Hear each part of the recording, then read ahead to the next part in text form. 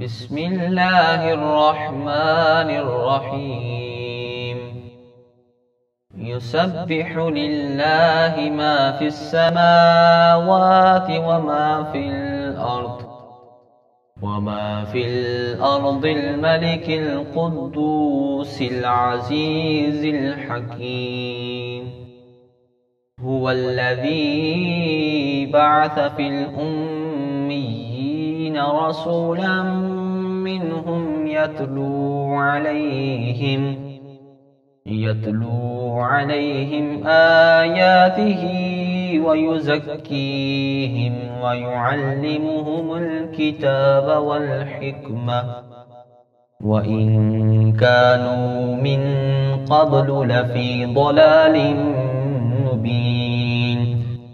وآخرين منهم لما يلحقوا بهم وهو العزيز الحكيم ذلك فضل الله يؤتيه من يشاء والله ذو الفضل العظيم مثل الذين حملوا التوراة ثم لم يحملوها كمثل الحمار يحمل أسفارا بئس مثل القوم الذين كذبوا بآيات الله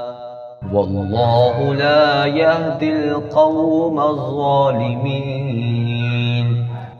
قل يا أيها الذين هادوا إن زعمتم أنكم أولياء لله من دون الناس فتمنوا الموت إن كنتم صادقين ولا يتمنونه أبدا بما قدمت أيديهم والله عليم بالظالمين قل إن الموت الذي تفرون منه فإنه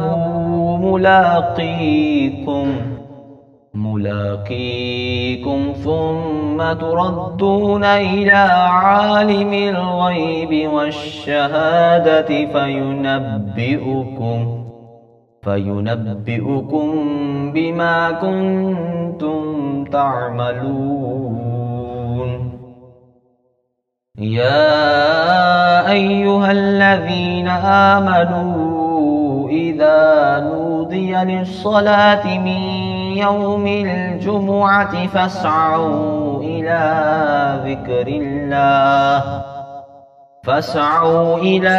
ذكر الله وذروا البيع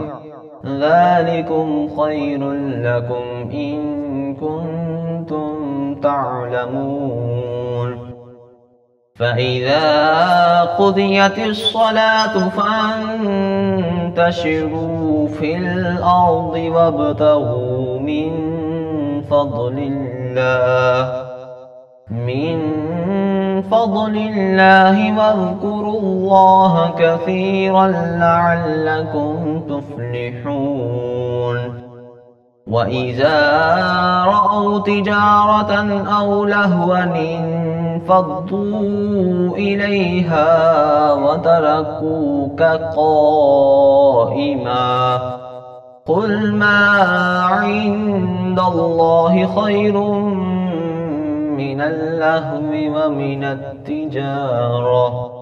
والله خير الرازقين